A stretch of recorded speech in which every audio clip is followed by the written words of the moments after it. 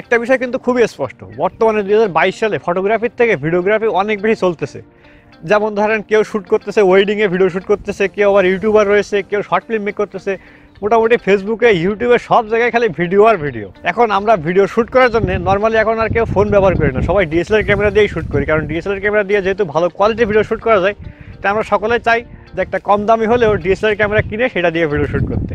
But আমরা অনেক টাকা খরচ করে ক্যামেরা কেনার পরেও দেখা যাচ্ছে ভিডিওগ্রাফিতে খুব একটা বেশি ভালো রেজাল্ট পাই না। যার মেইন কারণটা হচ্ছে ডিএসএলআর ক্যামেরা দিয়ে ভিডিও করার সময় আমরা ক্যামেরাতে কী সেটিং করব সেটাই বুঝতে পারি না। ডোন্ট ওয়ারি, আজকের এই ভিডিওতে একেবারে বিগিনার যারা ক্যামেরাম্যান রয়েছেন, ভিডিওগ্রাফার রয়েছেন, নতুন ক্যামেরা কিনেছেন, তাদের জন্য 5টা সেরা ভিডিওগ্রাফির জন্য সেটিংস থাকবে। এই সেটিংগুলো যদি আপনারা করতে পারেন তাহলে আমি শিওর আপনারা যে কোনো ক্যামেরা, কম দামি ক্যামেরা অথবা বেশি দামি ক্যামেরা, যে কোনো ক্যামেরা দিয়ে বেস্ট ভিডিওগ্রাফি করতে পারবেন। গুরুত্বপূর্ণ কথা হচ্ছে ভিডিওটি যদি আপনি সম্পূর্ণ শেষ পর্যন্ত দেখতে পারেন তাহলে আপনার ডিএসএলআর ক্যামেরার যে ভিডিওগ্রাফি স্কিল সেটা অনেক বেশি ডেভেলপ হবে। চলেন মূল ভিডিওটি শুরু করা যাক। তবে মূল ভিডিওটি শুরু করার আগে ছোট্ট একটা রিকোয়েস্ট, যারা এখনো পর্যন্ত কী করতেছেন আমাদের চ্যানেলটিকে সাবস্ক্রাইব করেননি, কষ্ট করে নিচ থেকে আমাদের চ্যানেলটিকে সাবস্ক্রাইব করে দিয়ে আমাদের ফ্যান্টাস্টিক ফ্যামিলির সদস্য হয়ে যান। আমাদের ভিডিও অনেকেই দেখেন কিন্তু সাবস্ক্রাইব করেন না, কেন এমন হয়? মাত্র 30% লোক রয়েছেন যারা আমাদের ভিডিওগুলো দেখেন বাট সাবস্ক্রাইব করেছেন, কিন্তু বাকি 70% মানুষ চুরি করে করে আমাদের ভিডিও দেখে যান, কেউ সাবস্ক্রাইব করেন না। সাবস্ক্রাইব করে দেন, কারণ আমাদের ফ্যামিলিটা যদি আরও বেশি বড়ো হয় তাহলে কিন্তু দেখতে অনেক সুন্দর লাগবে, আমরা গর্ব করে বলতে পারবো যে হ্যাঁ আমাদের এই ফ্যান্টাস্টিক ফ্যামিলিতে অনেকগুলো মানুষ রয়েছে।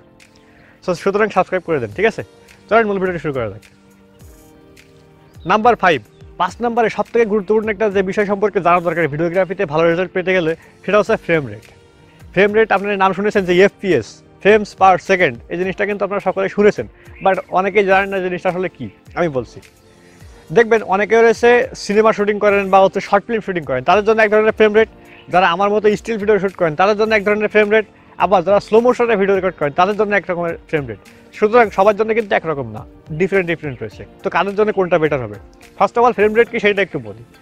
ফ্রেম রেট আপনার ক্যামেরা 1 সেকেন্ডে কয়টা ফ্রেম ক্যাপচার করে আপনার সামনে ভিডিও রূপে প্রেজেন্ট করবে সেটা হচ্ছে ফ্রেম।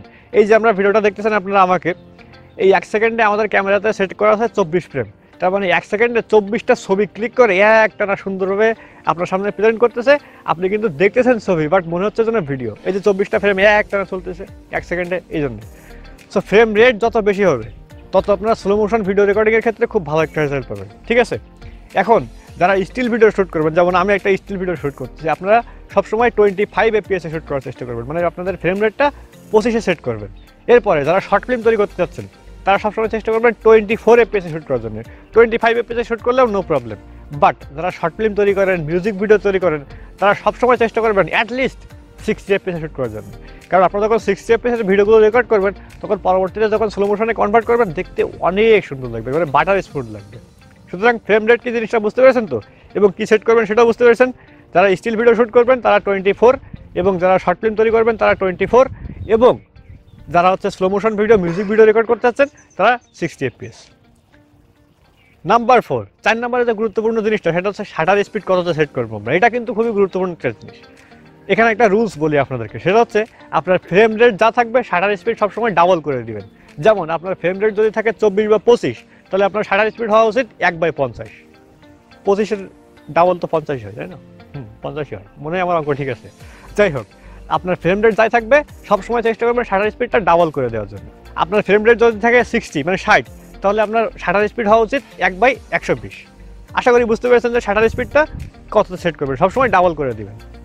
নাম্বার 3 সেটা হচ্ছে ফোকাস ম্যানুয়ালি। দেখেন আপনার ক্যামেরাতে 2টা অপশন পাবেন ফোকাস করার জন্য, একটা হচ্ছে অটো ফোকাস আর একটা হচ্ছে ম্যানুয়াল ফোকাস। আমি শিওর যারা ফটোগ্রাফি করেন তারা সবসময় অটো ফোকাসে ফটোগ্রাফি করার চেষ্টা করেন, বাট যাদের ক্যামেরায় ফোকাস ট্র্যাকিংয়ের সিস্টেম নেই তাদের জন্য কিন্তু অটো ফোকাস সিস্টেমটা খুব একটা বেশি ভালো রেজাল্ট দেবে না আপনার ক্যামেরা দিয়ে। তো কী করার আছে সেটা হচ্ছে আপনারা চেষ্টা করেন ম্যানুয়ালি ফোকাস করার জন্য। ম্যানুয়াল ফোকাসে কীভাবে ভিডিও শ্যুট করতে হবে, ফটোশ্যুট করতে হয় সে সম্পর্কে কিন্তু আমাদের একটা ভিডিও রয়েছে অলরেডি ডেডিকেটেড, আমি আই কার্ডে দিয়ে রাখলাম, পাশাপাশি এই ভিডিওতে বলতেছি আপনাদেরকে। আপনার প্রত্যেকটা ডিএসএলআর ক্যামেরার সামনে একবার একটা ফোকাসের রিং রয়েছে, এই রিংটা ঘুরিয়ে ঘুরিয়ে মূলত ম্যানুয়ালি ফোকাস করতে হয়। অটো ফোকাসের থেকে আমি শিওর এই ম্যানুয়াল ফোকাসে আপনারা বেশি এনজয় করবেন ভিডিওগ্রাফির ক্ষেত্রে অন্তত। তো চেষ্টা করবেন ফোকাসটা অটোমেটিক না রেখে ম্যানুয়ালি ফোকাস করার জন্য, স্পেশালি যাদের ক্যামেরাতে অটো ফোকাস সিস্টেমটা ট্র্যাকিংয়ের সিস্টেম নেই, মানে ডুয়েল অটো ফোকাসের সিস্টেমটা নেই, ঠিক আছে?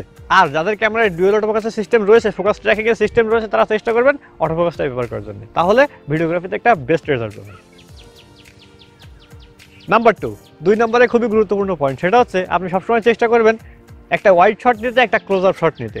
এন্ড অফ দ্য ডে দেখবেন যে কোনো দুইটা শটের থেকে একটা শট আপনার কাছে পছন্দ হবেই। বাট আপনি যদি সবসময় একটা হয় ওয়াইড অ্যাঙ্গেল না হলে ক্লোজ আপ একটাতেই কন্টিনিউ করেন, সেক্ষেত্রে কিন্তু আপনার যে ক্রিয়েটিভিটি সেটাও প্রকাশ পাবে না, বা আপনার ভিডিও ফুটেজগুলো সেভাবে একটা ভালো রেজাল্ট দিতে পারবে না। তাই চেষ্টা করবেন সবসময় ক্লোজ আপ এবং ওয়াইড অ্যাঙ্গেল বোথ দুই ওয়েতে শট নেওয়ার জন্য। যখন আপনারা এই ভিডিওগুলো আলটিমেটলি বাসায় নিয়ে চেক করে দেখবেন, আমি শিওর আপনাদের যে কোনো একটা ক্লিপ পছন্দ হবে যেটা আপনার ভিডিওতে ইউজ করতে পারবেন।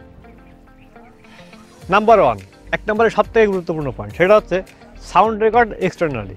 অর্থাৎ ইনবিল্ট যে মাইক্রোফোন রয়েছে ডিএসএলআর ক্যামেরায়, সেটা দিয়ে আপনারা সাউন্ড রেকর্ড করবেন না, সবসময় চেষ্টা করবেন একটা এক্সটার্নাল মাইক্রোফোন ব্যবহার করার জন্য। আমি একদম লাইভ একটা এক্সাম্পল দিচ্ছি। আমাদের যে ডিএসএলআর ক্যামেরা দিয়ে আমরা এখন ভিডিওটা শ্যুট করতেছি, এটাতে কিন্তু একটা মাইক্রোফোন ইউজ করা আছে, অর্থাৎ মাঝখানে একটা লেভেলিয়ার মাইক্রোফোন রয়েছে। তো সাউন্ড কোয়ালিটিটা কিন্তু নর্মালি আপনার ডিএসএলআর ক্যামেরার ইনবিল্ট মাইক্রোফোন দিয়ে যেমন রেকর্ড হতো তার থেকে এটা দিয়েই ভালো সাউন্ড রেকর্ড হবে। সুতরাং ভিডিও কোয়ালিটি আপনি যতই ভালো করেন না কারণ যদি অডিও কোয়ালিটি ভালো না থাকে তাহলে কিন্তু অডিয়েন্স দেখবে না। তাই চেষ্টা করবেন সবসময় একটা এক্সটার্নাল মাইক্রোফোন ব্যবহার করার জন্য, এতে করে আপনার সাউন্ড কোয়ালিটিটা অনেক ভালো হবে, যে কারণে ওভারঅল আপনার ভিডিও কোয়ালিটিটাও অনেক বেশি ইমপ্রুভ হয়ে যাবে। সো আজকে এই ভিডিওতে যে গুরুত্বপূর্ণ 5টা টিপস আপনাদেরকে দিলাম ভিডিওগ্রাফি সম্পর্কে, কেমন লেগেছে? আমি শিওর আপনাদের অনেক ভালো লেগেছে, এবং এই পদ্ধতিগুলো যদি আপনারা ফলো করেন এবং আপনার ভিডিওগ্রাফিতে অ্যাপ্লাই করেন, আমি শিওর আপনারা যে কোনো ক্যামেরা দিয়ে, সেটা কম দামি